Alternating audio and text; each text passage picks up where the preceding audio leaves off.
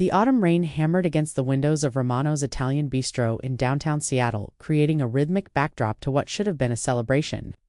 Maria Rodriguez, 52 years old, with silver streaks framing her weathered face, sat across from her 26-year-old son Jake and his new girlfriend Brittany. The warm amber lighting of the restaurant cast long shadows across their table, but the atmosphere between them felt anything but cozy. Maria had suggested this dinner to celebrate Jake's recent promotion at the marketing firm where he worked. She'd been so proud when he called her 3 days ago, his voice bubbling with excitement about his new position as senior creative director.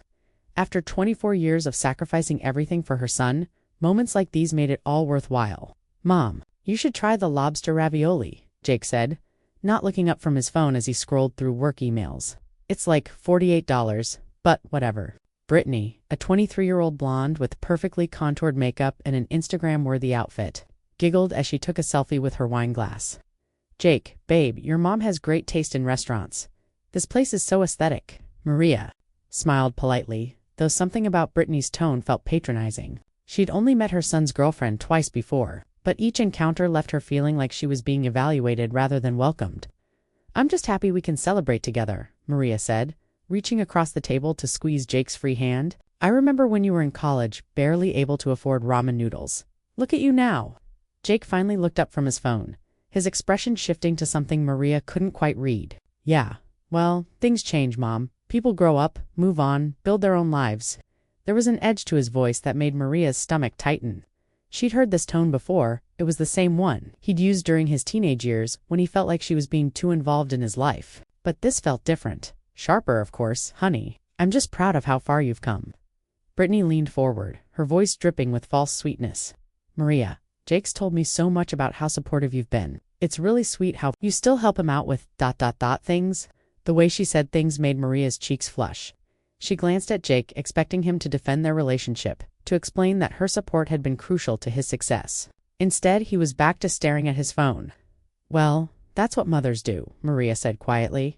"We support our children, right? But at what point do you let them be independent?"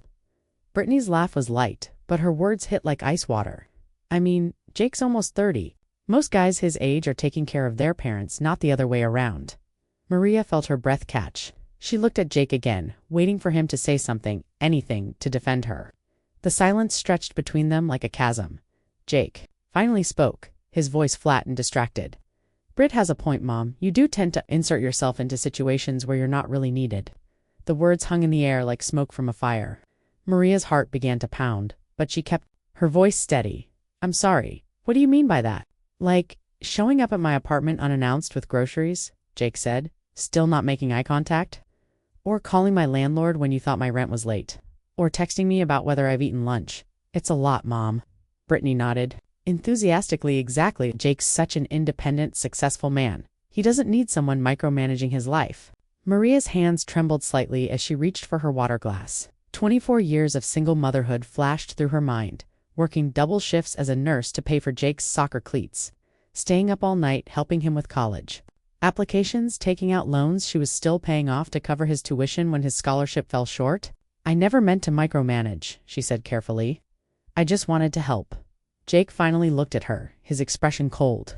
"That's the problem, Mom. You don't know when to stop helping. You don't know when your help becomes, when it becomes a nuisance." The word hit Maria like a physical blow.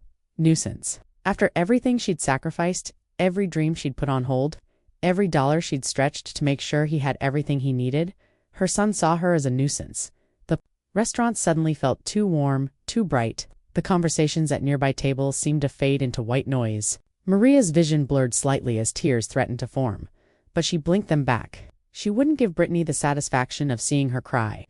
"A nuisance," she repeated, her voice barely above a whisper. "I didn't mean it like that," Jake said quickly, but his tone suggested he absolutely did mean it like that.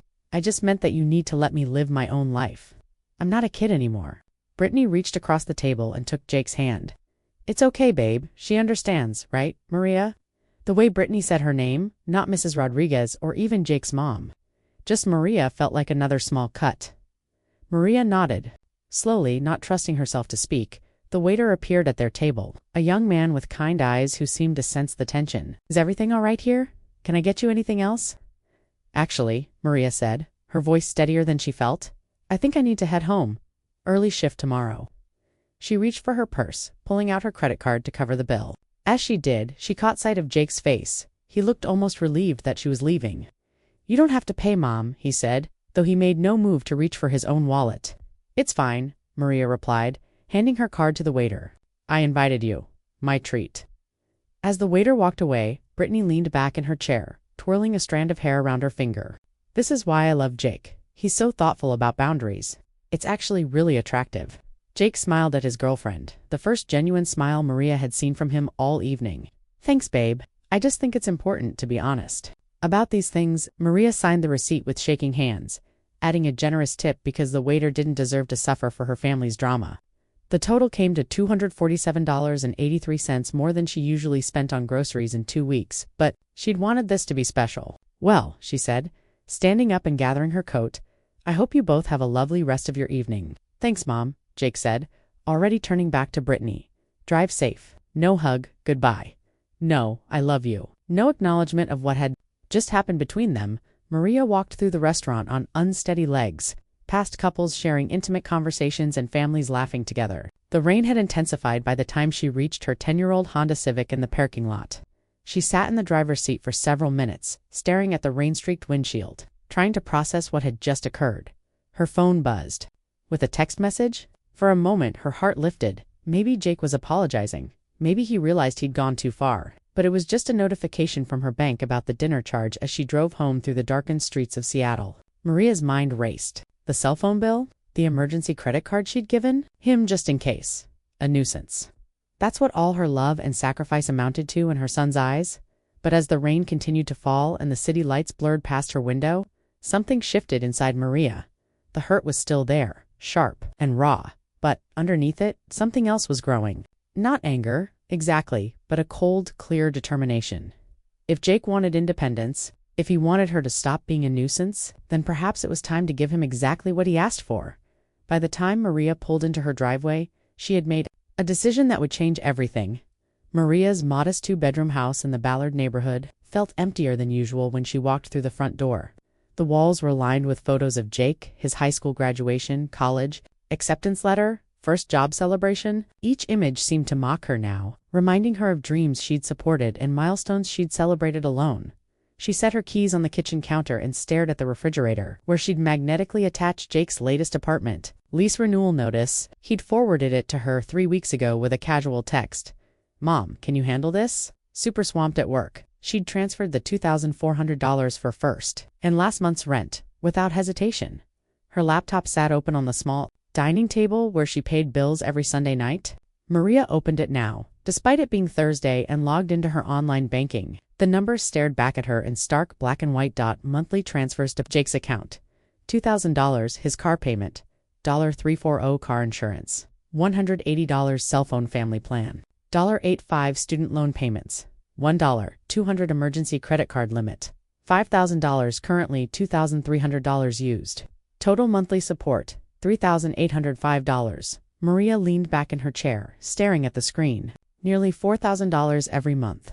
Over the past 3 years since Jake graduated college, she'd given him almost $140,000. Money that could have gone toward her own retirement. Toward fixing the leaky roof she'd been ignoring. Toward the vacation she hadn't taken in 8 years. Her phone buzzed. A text from Jake. Thanks for dinner tonight. Brittany had a great time. No apology. No acknowledgement of calling her a nuisance. Just casual gratitude for the meal she'd paid for before being humiliated. Maria stared at the message for a long moment, then set her phone aside without responding. She turned back to her laptop and began navigating to her bank's bill pay section. The cursor hovered over Jake's automatic transfers. All she had to do was click cancel and his financial support would stop. But something held her back. Not doubt, but the need to be strategic. If she was going to teach her son about independence, she needed to do it right. Maria opened a new document and began typing. Financial. Independence Plan Jake Rodriguez Phase 1. Notice. Period. Provide 30-day notice of financial support cessation. Allow time for adjustment and planning. Monitor response and attitude. Phase 2. Gradual reduction. Week 1 to 2. Continue all support. Week 3 to 4. Reduce monthly allowance by 50%. Month 2. Eliminate allowance. Maintain insurance and loans. Month 3. Transfer insurance and phone responsibilities. Phase 3. Complete independency. Eliminate all financial support except emergency situations require proof of genuine emergency. For any assistance, establish clear boundaries. For future relationship, Maria read through her plan twice, then saved the document. It felt surreal, planning her son's financial cutoff like a business strategy. But Jake had made it clear he wanted to be treated like an independent adult. The next morning, Maria woke before her alarm, feeling more focused than she had in months. She made coffee and toast, then sat down to compose an email to Jake. She wanted her words to be clear, professional, and unemotional. Subject: Transition to financial independence. Dear Jake, after our conversation last night, I've had time to reflect on your concerns about independence and boundaries. You're absolutely right that at 26, you should be managing your own financial responsibilities. Effective November 15th, 30 days from today, I will be transitioning you to complete financial independence. This means monthly allowance payments will cease. Car payment and insurance will transfer to your name. Cell phone plan will be switched to individual account. Student loan payments will become your responsibility. Emergency credit card will be canceled. I believe this transition will help you feel more accomplished and independent, which seems to be what you're looking for. I'm confident in your ability to handle these responsibilities. Please let me know if you need any account information or documents to facilitate this transition. Love, Mom. Maria read the email 3 times before hitting send. Her hands were steady, her breathing calm. This wasn't revenge, it was respect. Jake wanted to be treated like an adult, so she would treat him like an adult. She grabbed her nursing bag and headed to Seattle General Hospital for her shift. The familiar routine of checking on patients, administering medications, and coordinating with doctors provided a welcome distraction from the storm she'd just set in motion. Around lunchtime, her phone began buzzing incessantly. Text after text. From Jake. Mom, what is this email about? Are you serious right now? I just got off the phone with Brittany, and she thinks you're being ridiculous. Can we talk about this? Like adults? Mom, call me. Maria glanced at her phone during her break, but didn't respond. She had patients to care for, responsibilities that actually mattered. Jake's panic would have to wait. Her colleague, Sandra, noticed her checking her phone and raised an eyebrow. Everything okay? You look different today. Different how? Maria asked, tucking her phone away. I don't know. Lighter?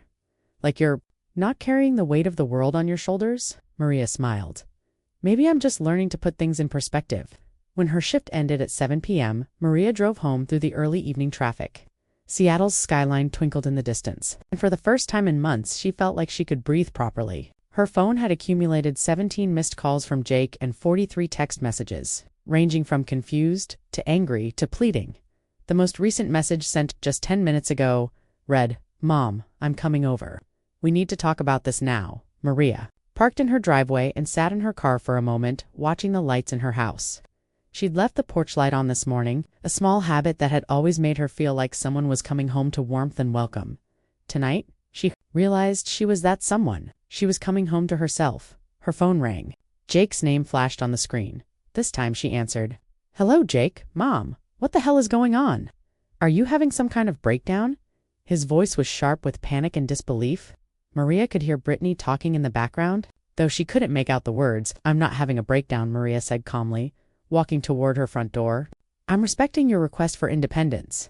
That's not what I meant, and you know it. What did you mean then? Maria asked, unlocking her door and stepping inside. When you called me a nuisance in front of your girlfriend, what exactly did you mean? Silence on the other end of the line, Jake. I was just saying that you worry too much. I didn't mean you should cut me off completely. Maria set her purse down and looked around her quiet house. So, you want me to continue supporting you? Financially, but you don't want me to be involved in your life? You want the benefits of having a caring mother, but none of the relationship. It's not that simple, Mom. Actually, it is that simple. You're a successful, independent adult. You don't need a nuisance like me managing your life or your bills. She could hear Jake's breathing change, becoming more rapid and shallow. Mom, I can't afford all of this on my own. Not right away. My rent alone is $2,400, and the car payment and the loans. Then perhaps you should consider downsizing or getting a roommate, or finding additional income sources. You know, the things independent adults do when they need to manage their finances. But I just got promoted. I'm finally making good money. Congratulations. That makes this transition perfect timing. Maria heard Brittany's voice more clearly now. Tell her she's being manipulative and childish. Something cold settled in Maria's chest. Jake, is Brittany coaching you through this conversation? A pause. No, she's here for support. I see. Well, tell Brittany that I'm being exactly what she suggested I should be, someone who lets you be independent and doesn't insert myself where I'm not needed. Mom, please, can we just talk about this face to face? I'm driving over right now. Maria looked out her front window at the empty driveway. I'm actually quite tired, Jake. It's been a long day at work. Why don't you spend the evening figuring out your budget for next month? We can talk once you've had time to process everything. You can't just abandon me like this. The word abandon hit Maria like a slap. She thought about all the nights she'd worked double shifts to pay for his school clothes, the scholarship applications she'd helped him fill out, the care packages during college, the job interview preparations, the celebration dinners she'd paid for.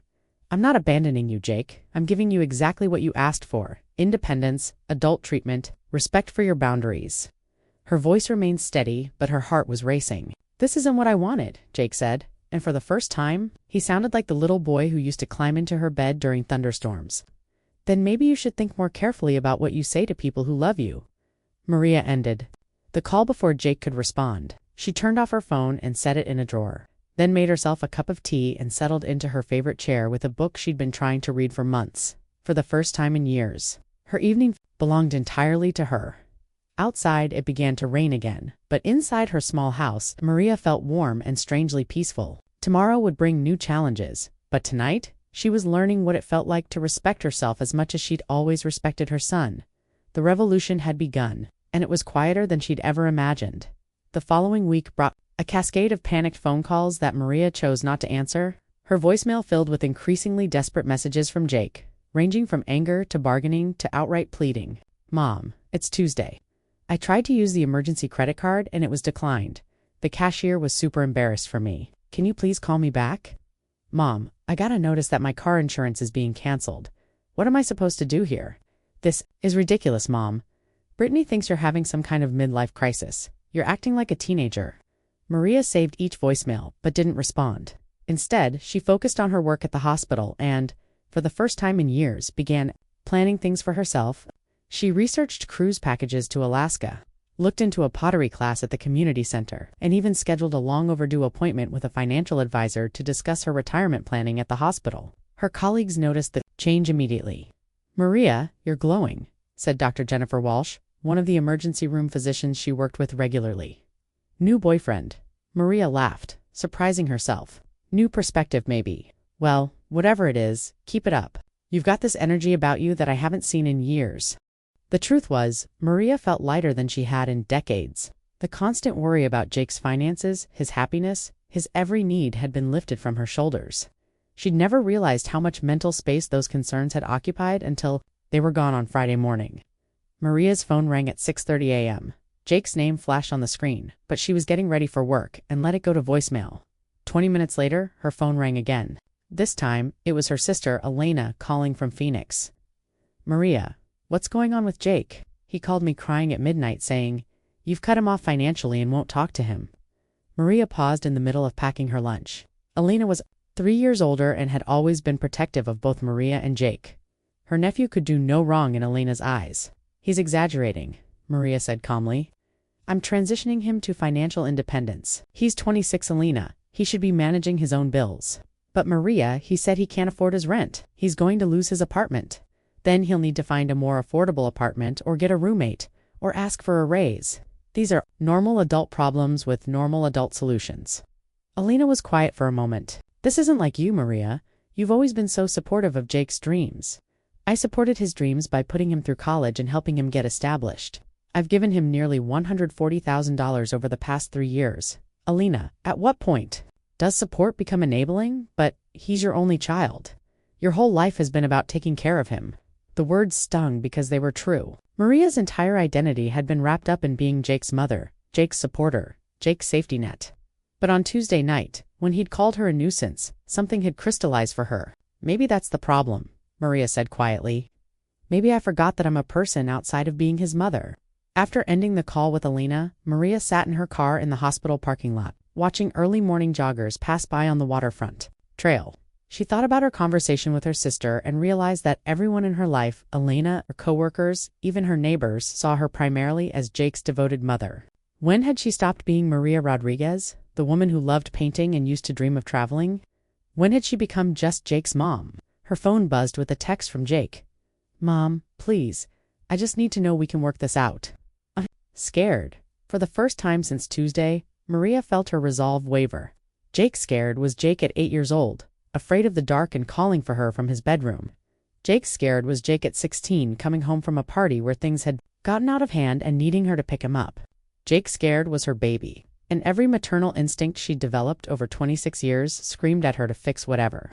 Was frightening him, but then she remembered the cold dismissal in his voice when he'd called her a nuisance. She remembered Brittany's smug smile and Jake's relief when she'd offered to leave the restaurant early. Maria typed back, "You're a capable adult, Jake. I believe in your ability to figure this out." She turned off her phone and went into work, where she had patients who actually needed her help. That evening, Maria was preparing dinner when her doorbell rang. Through the peephole, she could see Jake standing on her porch, looking disheveled and exhausted. His usually perfectly styled hair was messy, and he was wearing the same clothes from 2 days ago. She opened the door but didn't invite him in. "Hi, Mom." His voice was small, uncertain. "Hello, Jake. Can I come in? Please. I need to talk to you." Maria studied her son's face. His eyes were red-rimmed, and he looked like he hadn't slept well in days. Part of her wanted to pull him into a hug and tell him everything would be okay, that she'd take care of everything like she always had. But a stronger part of her remembered the humiliation she'd felt at that restaurant. "Are you here to apologize?" she asked. Jake's jaw tightened. "I'm here to talk about this crazy ultimatum you've given me. Then we don't have anything to discuss." Maria began to close the door. Wait. Jake put his hand against the doorframe. "Okay, yes, I'm sorry. I said you were a nuisance. I was showing off for Brittany and I said something stupid." Maria paused. "Showing off for Brittany by insulting your mother." Jake's face flushed. "She's been saying that I'm too dependent on you, that it's not attractive for a man my age to still need help from his mom. I was trying to prove that I wasn't some mama's boy." The admission hung between them like a confession. Maria felt something break inside her chest. Not her heart, exactly, but the illusion she'd held that Jake valued their relationship as much as she did. "So you threw me under the bus to impress a girl you've been dating for 2 months. It's not like that. What's it like then, Jake?" Maria's voice remained steady, but her eyes were hard. "Explain to me how publicly humiliating your mother proves you're an independent man." Jake ran his hands through his hair, a gesture she recognized from his childhood when he was frustrated. "I don't know. Okay. I panicked. Brittany's different. From other girls I've dated, she's successful and independent, and she has her own place and pays all her own bills. She makes me want to be better. Being better doesn't require being cruel to people who love you. I know that now." Jake's voice cracked slightly. "Mom, I've been up for 3 days trying to figure out how to pay for everything. I called my landlord to ask about payment plans and he laughed at me. Actually laughed. I've been looking at studio apartments in neighborhoods I've never even heard of. I had to ask my boss for an advance on my salary and he wanted to know why I was having financial trouble when I just got promoted." Maria listened to her son's litany of adult problems with a mixture of sympathy and satisfaction. These were the exact challenges she'd been shielding him from for years. "Welcome to adulthood," she said simply. "Mom, I can't do this without your help. Not yet. I know I messed up, but can't we figure out some kind of compromise?"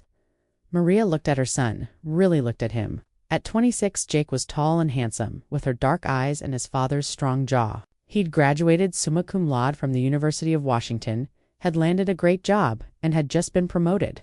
On paper, he was successful and independent. But standing on her porch, begging for money, he looked like a lost child. "What kind of compromise?" she asked. "Maybe you could help me for just a few more months while I adjust my budget and figure things out. I could pay you back when I get my next raise." It was the same conversation they'd had when he graduated college.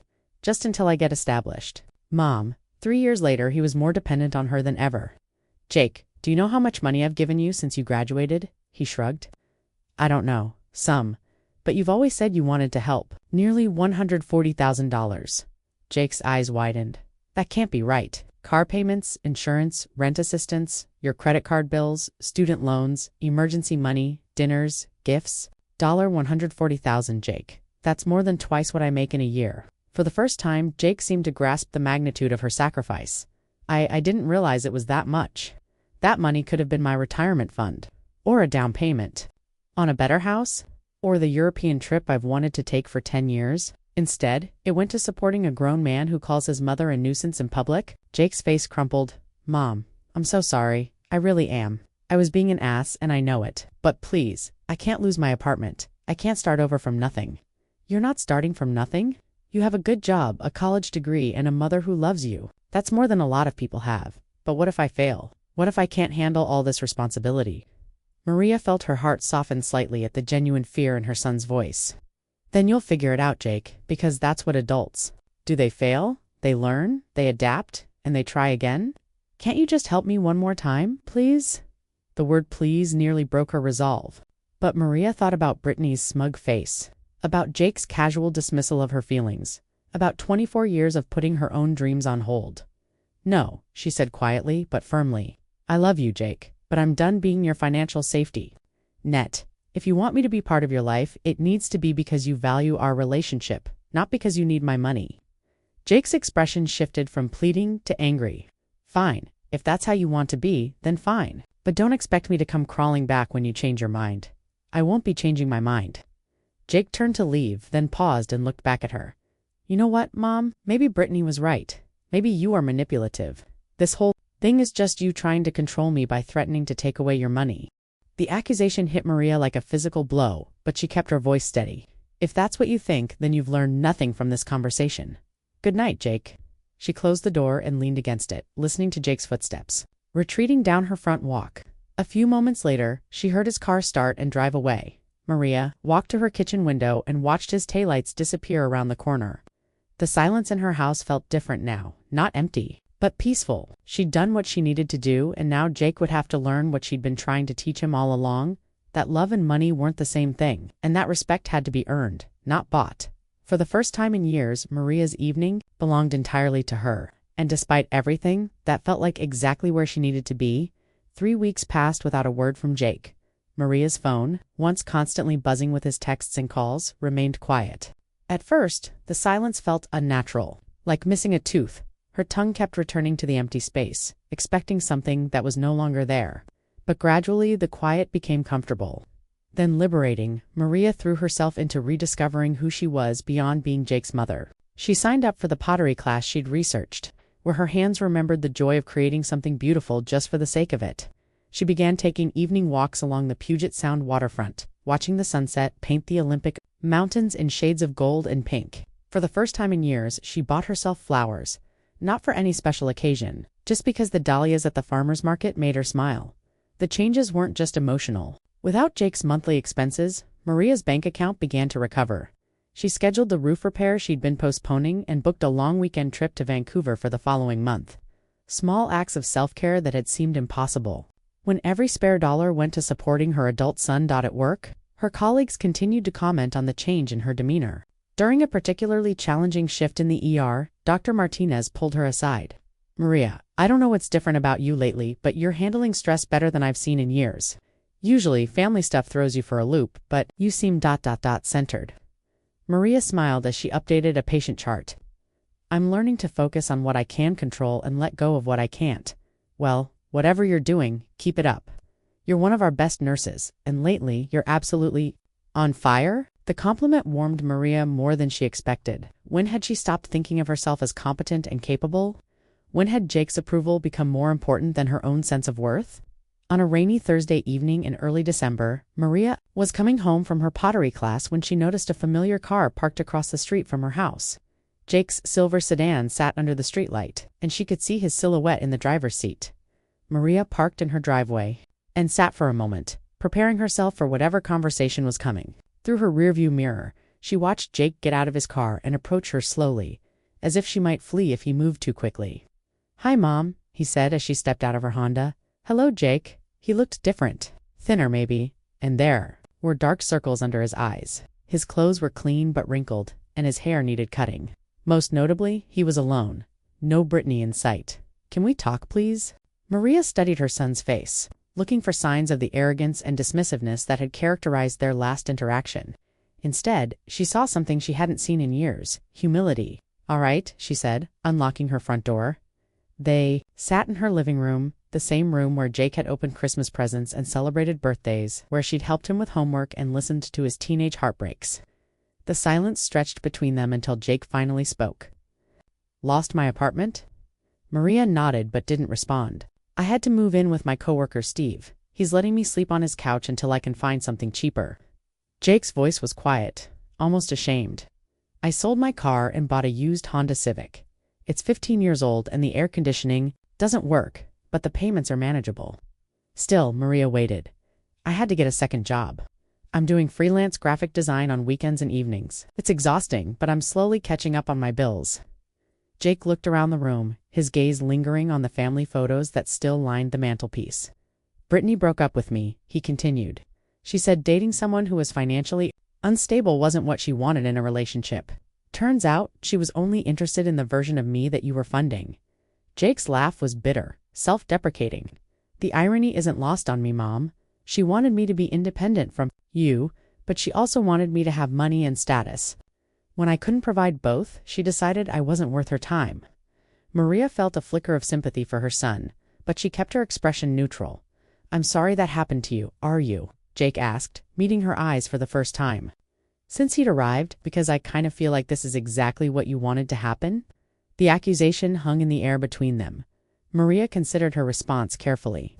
What I wanted was for you to understand that your actions have consequences, she said finally. What I wanted was for you to realize that calling someone a nuisance has real meaning, especially when that someone has sacrificed everything to support you. Jake winced. I know I hurt you. I've known it every day for the past 3 weeks, but you didn't know it that night at the restaurant. You didn't know it when you were showing off for a girl who ultimately didn't care about you as a person. You're right. Jake's voice was barely above a whisper. I was an ass. I was so focused on impressing Brittany that I forgot about the person who actually loved me unconditionally. Maria felt something shift in her chest. Not forgiveness exactly, but recognition. This was the first time Jake had acknowledged not just that he'd hurt her, but that he'd fundamentally misunderstood their relationship. Mom, I need to tell you something else, Jake continued, his hands fidgeting in his lap. When I was trying to figure out my budget, I actually sat down and calculated how much you've been helping me. It wasn't just the $140,000 you mentioned. When I factored in all the dinners you paid for, the gas money, the emergency cash, the groceries you'd bring over, it was closer to $160,000. Maria's eyebrows rose slightly. She hadn't calculated those smaller expenses. I also called Dad. This surprised Maria more than anything else Jake had said. Jake rarely spoke to his father, who had left when Jake was 12 and now lived in Portland with his second wife and their 2 young children. I wanted to ask him if he could help me out temporarily, Jake continued. You know what he said? Maria shook her head. He said, why don't you ask your mother? She's always taken care of everything for you, Jake's voice was tight with emotion. Even my dad, who barely knows me anymore, could see that I was completely dependent on you. And then he said something that really hit me.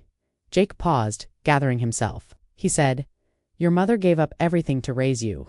She worked extra shifts to pay for your soccer camps. She took out loans for your college that she's probably still paying off.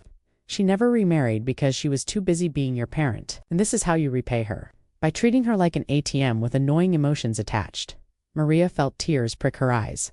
She'd never heard Robert speak about her with such respect or understanding, even when they were married. Is that true, Mom? About the loans and not remarrying and working extra shifts? Maria nodded slowly. Some of it. All of it, Jake said firmly. I spent the last week really thinking about my childhood, about all the sacrifices you made that I just accepted. As normal, do you remember when I wanted to go to that expensive soccer camp when I was 14? Jake, you worked double shifts for 2 months to pay for it. I found the old bank statements when I was cleaning out my apartment. You were eating ramen and peanut butter sandwiches so I could go play soccer with rich kids? Maria remembered. Those months, she'd been exhausted surviving on 4 hours of sleep most nights, but Jake had been so excited about the camp. The joy on his face when she'd surprised him with the acceptance letter had made every sacrifice worth it. Or when I needed a car for my senior year and you gave me yours and took the bus to work for 6 months until you could afford another one. You needed transportation for your job. I needed to learn responsibility, Jake interrupted, his voice rising with frustration, not at her, but at himself. You should have made me take the bus. You should have made me get a job and save up for my own car. Instead, you gave up your comfort to make my life easier. Jake stood up and began pacing Maria's small living room, running his hands through his hair, and college. God, Mom, I just found out that you're still paying off Parent Plus loans for my education. I graduated 3 years ago and you're still paying for my degree while I was blowing money on expensive dinners and designer clothes. Maria watched her son pace, seeing him clearly for perhaps the first time in years. This wasn't the arrogant young man who had dismissed her at the restaurant. This was someone who was finally grappling with the weight of everything he'd taken for granted. The worst part, Jake continued, stopping in front of her, is that I convinced myself I deserved all of it. That because you were my mom, it was your job to support me indefinitely? I turned your love into an obligation and your sacrifices into expectations. Jake, no, let me finish, please. Jake sat back down, facing her directly. When Brittany broke up with me, she said something that I can't stop thinking about. She said, "You're not actually successful, Jake. You're just good at spending your mommy's money." And she was right.